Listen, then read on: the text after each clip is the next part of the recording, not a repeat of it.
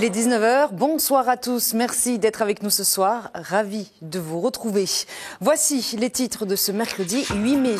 Le Belém accueilli comme un roi à Marseille avec à son bord la flamme olympique, escorté par un millier de navires, parmi eux des symboles d'outre-mer, pirogues polynésiennes et yoles martiniquaises.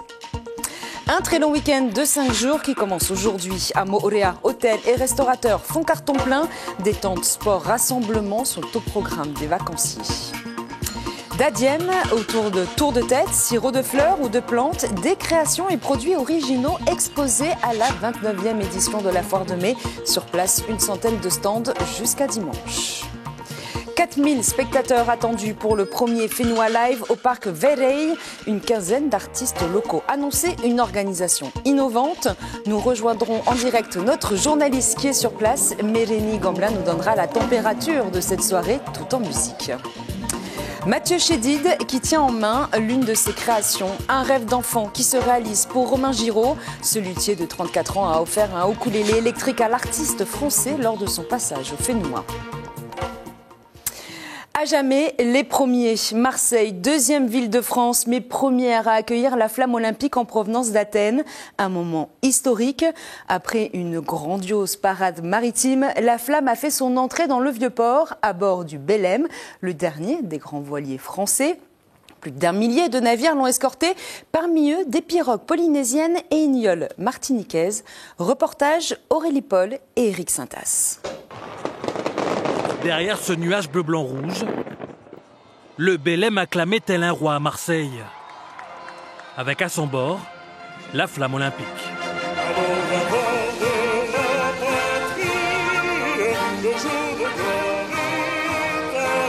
Accueilli par la patrouille de France.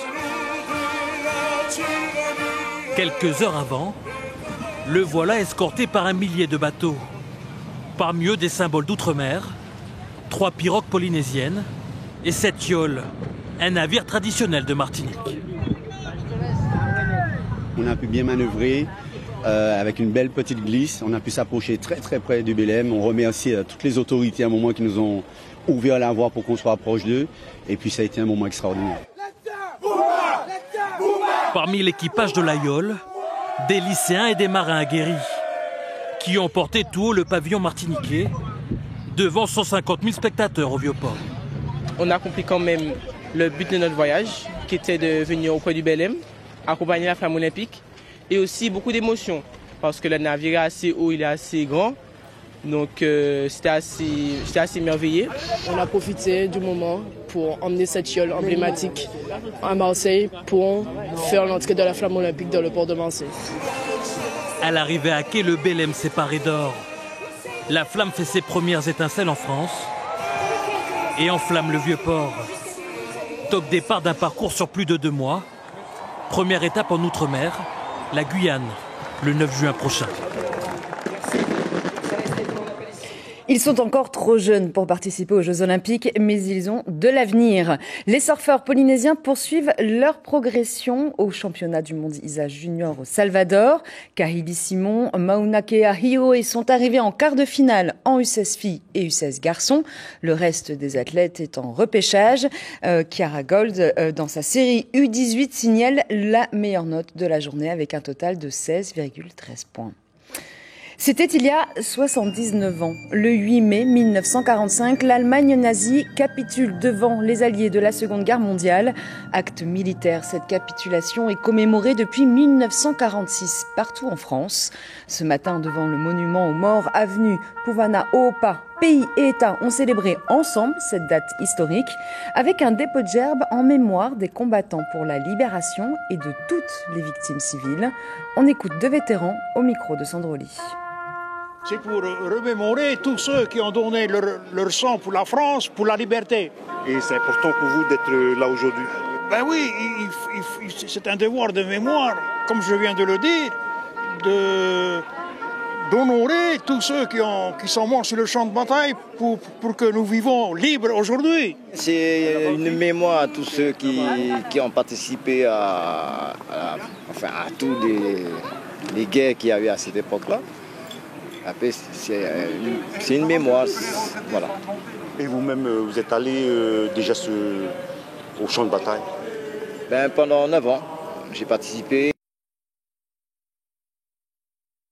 Somalie, le Liban, enfin un peu toutes les missions extérieures qu'il y avait à cette époque de ma jeunesse, pendant 17 ans. 2 jours fériés suivis d'un week-end. Alors Tahiti se vide, Moorea fait le plein. Profiter de ces petites vacances pour se reposer sur l'île Sœur, c'est loin d'être nouveau, c'est presque ordinaire. Mais cette habitude est toujours très appréciée des hôteliers, restaurateurs et prestataires de services. Nicolas Suir et Mélissa Chong sont partis à leur rencontre. Regardez. Migration très importante vers Moorea ce matin pour profiter d'une belle journée et d'un très long week-end de 5 jours. Les grands hôtels ont fait le plein. Leur clientèle, essentiellement touristique, est composée pour l'occasion d'un tiers de résidents. Ça fait plaisir, ça fait du mouvement sur l'île, l'hôtel est plein, les restaurants sont pleins et le bar est plein. Donc oui, ça fait plaisir de voir toute cette mixitude au sein de l'hôtel. Moins bon remplissage pour cet hôtel 2 étoiles, dont seulement le tiers des chambres et bungalows est réservé pour l'instant. On a connu un peu mieux. Hein. Là, cette fois-ci, normalement, on est de la haute saison, mais bon, on n'a pas encore beaucoup de... on reçoit quand même quelques, comme on appelle, des réservations de dernière minute. Les restaurants tirent leur épingle du jeu. Celui-ci, qui a à peine 1 an, affiche déjà complet pour le dîner de ce soir. Pour le long week-end, on est à peu près sur 80% au restaurant de remplissage. Donc on sait qu'on va prendre un peu plus de réservations supplémentaires demain matin, le surlendemain, mais on finira complet pour sûr. Les excursionnistes et les prestataires de services ont le sourire aux lèvres à la vue de ce beau temps. On a un super temps, on n'a plus de vent, donc ce qui est plutôt pas mal. Et puis il y a du monde, donc on va profiter des gens qui viennent là passer le week-end, les locaux qui sont là pour passer le week-end et se détendre, profiter du calme un petit peu de Moorea. Et puis, il y a ceux qui n'ont pas réservé l'hôtel ni le restaurant. Ils partent à Moorea pour un tour de l'île en vélo, avec une pause casse-croûte à la plage, retour en fin de journée. Ouais, on est parti avec les amis et une entreprise là, se promener à la journée là. Faire un petit tour, il y en a qui prennent ça à la course et puis il y en a qui prennent ça un peu plus à la tranquille. C'est vous qui le prenez à la tranquille? Nous on est plus tranquille, ouais. Un peu avec le vélo électrique. Il y a les religieux en sortie d'église pour la journée également. Leur programme, jeux, chants et prières. Il y a du spirituel et il y a aussi du temporel. Du temporel. Ouais. On s'amuse. Obligé, hein, sinon on ne va pas venir ici. Hein. Et il y a les anniversaires dont on profite pour resserrer les liens familiaux. La fréquentation pour cette fin de semaine sera forte sur l'île Sœur. Et c'est aussi une tradition, la Foire de mai. La 29e édition a ouvert ses portes ce matin au parc d'expo de Mamao. 5 jours pour arpenter les rayons des stands installés, artisanat, bijoux, perles, services, soins de beauté. Sur place, une centaine d'exposants avec un espace créateur plutôt riche cette année. Reportage Mélodie Ouilamoa Fassionné et Jérôme Lee. Jackie et son épouse Yaera arrivent de Rimatara avec des petites nouveautés pour cette édition. Cette entrepreneur artisane a voulu miser sur la plus célèbre des manifestations culturelles traditionnelles prochainement. Elle a confectionné des éléments de costume ajustables. Diadème, tour de tête et épaulettes en feuille de pandanus. Tu plies bien et bien haut, tu vas voir, après ça change un peu. Et là, on met sur la tête et après, il y a une sorte de décoration que tu peux mettre soit comme ça, soit avec celui-là. Pareil, avec celui-là aussi. Allez, où est pour Voilà. Voilà, comme ça. En fait, c'est parce qu'il y a le Heiva, donc c'est pour ça qu'on a fait ça. Voilà. Et ça, ce modèle-là,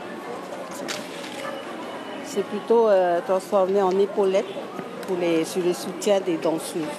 À quelques pas de là, Hina a pris tout son jardin avec elle, mais dans ses bouteilles.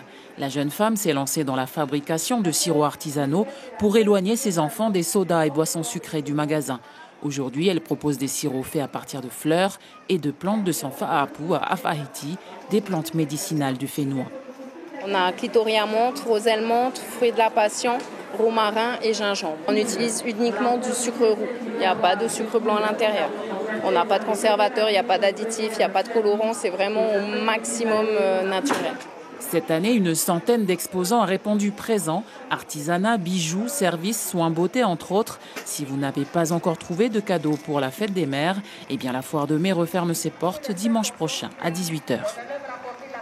Un mot de sport, 450 personnes réunies au parc Aorei Tiniho pour la 2e édition de la Van Race, une course organisée par l'association AS Toaroa et la Fédération tahitienne de Va'a.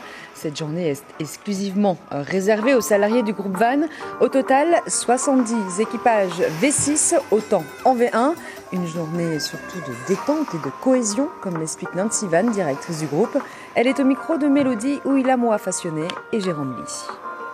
On a pu faire notre première édition en 2022 et c'est plutôt un moment aussi pour se rencontrer, tous les salariés, autour d'un événement convivial qui touche tout le monde, hein, parce que le Va'a, ça fait partie de notre culture polynésienne et surtout qui rassemble autour de quelque chose de positif.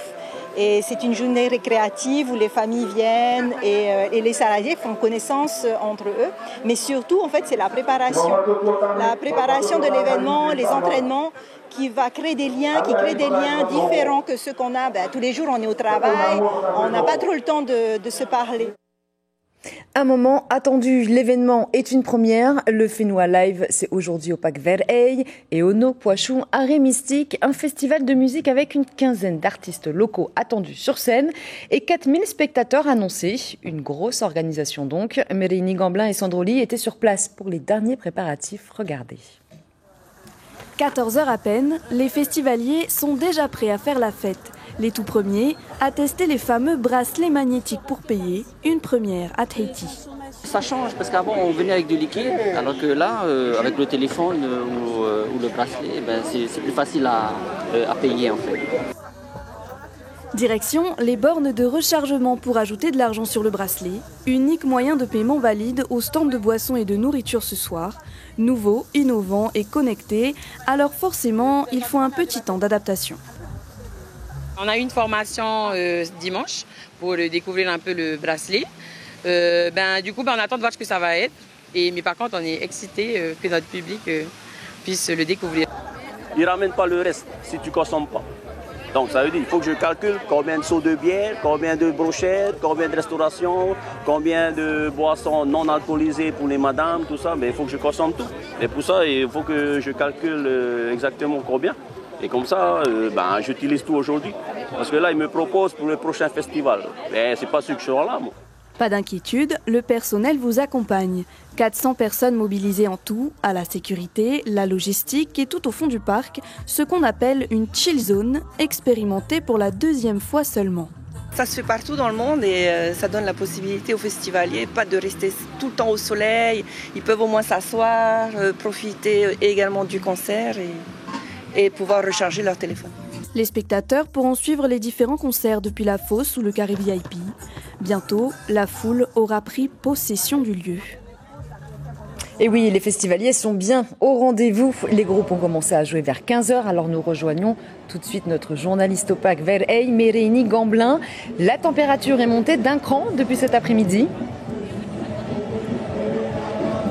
Ah oui, clairement, Suliane, la température est montée d'un cran. On l'a vu quand on est arrivé au parc avec Mélissa et Leïna. On a vu la file immense à l'entrée. Et puis là, vous le voyez, la foule, les spectateurs sont bien là. C'est dire s'il y a de l'engouement pour ce type de concert en plein air. Et en plus, la Whenua Live est un rendez-vous reggae. Le reggae qui est particulièrement apprécié ici en Polynésie.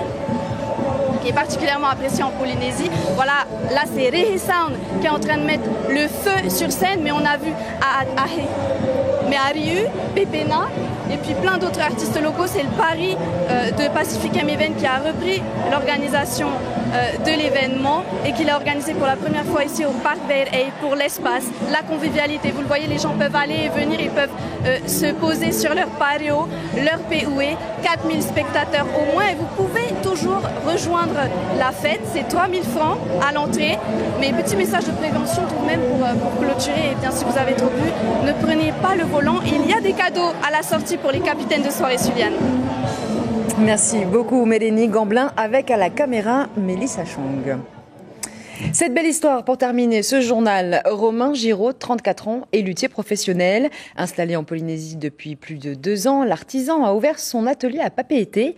Il y a quelques semaines, il a eu la belle surprise de recevoir Mathieu Chédid, une rencontre dont il se souviendra. Lors de ses concerts à Tahiti, l'artiste français a utilisé son ukulélé électrique, une consécration pour le luthier. Reheina Najarian et Patrick Singh.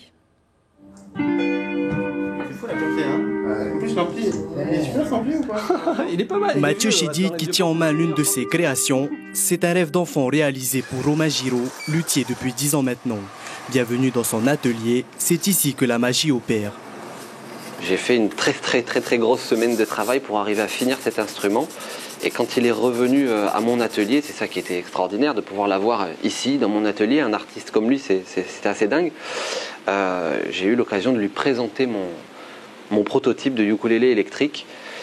Et au-delà de l'esthétique, il a été vraiment emballé. Et il a vraiment été surpris aussi par le son, le timbre de mon instrument. M a conquis le public lors de son concert, avec à la main le ukulélé électrique réalisé par Romain. Même si l'artiste est rentré chez lui avec cet instrument, il lui a quand même laissé un petit souvenir. Un point de plus parmi cette... Voilà le ukulélé de Mathieu Chédid, avec lequel il a beaucoup tourné, fait des concerts, etc. Et malheureusement, voilà l'état du ukulélé. Donc c'était réparable, mais pas dans cet espace de temps. Donc ce qui a été génial, c'est qu'il m'a dit « Bon, c'est son destin, je te l'offre ». Réparation, entretien ou encore fabrication d'instruments rythment le quotidien de l'artisan. Il ne le cache pas, sa cadence de travail est souvent soutenue. C'est un métier qui est très difficile, très exigeant. Il faut que tu saches faire de la marqueterie, il faut que tu saches faire de l'électronique, il faut que tu saches faire du vernis. Vernisseur, c'est un métier à part entière. Il faut évidemment que tu connaisses toutes les règles, etc., qui régissent la lutherie. Pour tous les instruments de ta famille, tu vois, pour les basses, pour les guitares, pour les banjos, pour les ukulélés. C'est à l'âge de 14 ans qu'il s'intéresse pour la première fois au métier de luthier. Aujourd'hui, c'est devenu sa passion. C'est pas un métier où on se réveille un jour en se disant tiens, qu'est-ce que je pourrais faire ? Ah bah tiens, je vais faire luthier. Non, c'est une passion. Et de toute façon, le métier de lui-même, il fait le tri, on va dire. Ceux qui se disent tiens, je pourrais faire luthier, ça a l'air d'être sympa, généralement c'est mal parti pour eux, ils tiendront pas. Au-delà d'être un artisan, Romain est aussi un musicien talentueux. Il est habile de ses doigts pour jouer, mais aussi pour fabriquer des instruments de musique. Des talents qu'il a su allier pour réaliser ses propres créations. On peut le dire, chapeau l'artiste. C'est la fin de cette édition. L'information principale de ce mercredi 8 mai. Un moment historique, un instant de joie et de partage. Depuis Athènes, la flamme olympique est arrivée sur le sol français, aujourd'hui à Marseille, escortée par les symboles de la France et des Outre-mer avec pirogue polynésienne et yole martiniquaise. Cette journée marque le coup d'envoi d'un marathon de 79 jours jusqu'au début des Jeux de Paris, le 26 juillet prochain. 2 documentaires au programme de votre soirée, ça pousse au Fénois, le doc suivi des plus beaux treks à Tahiti.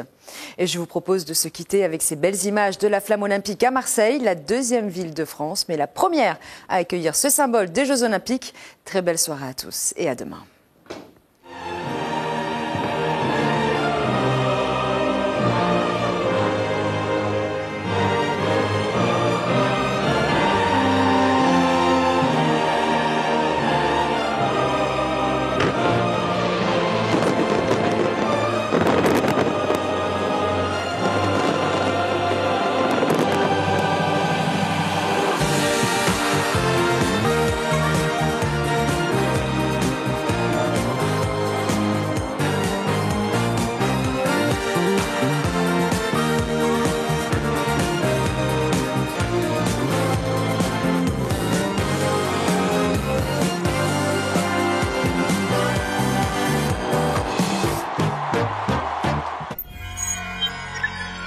Retrouvez ce programme en replay sur notre site internet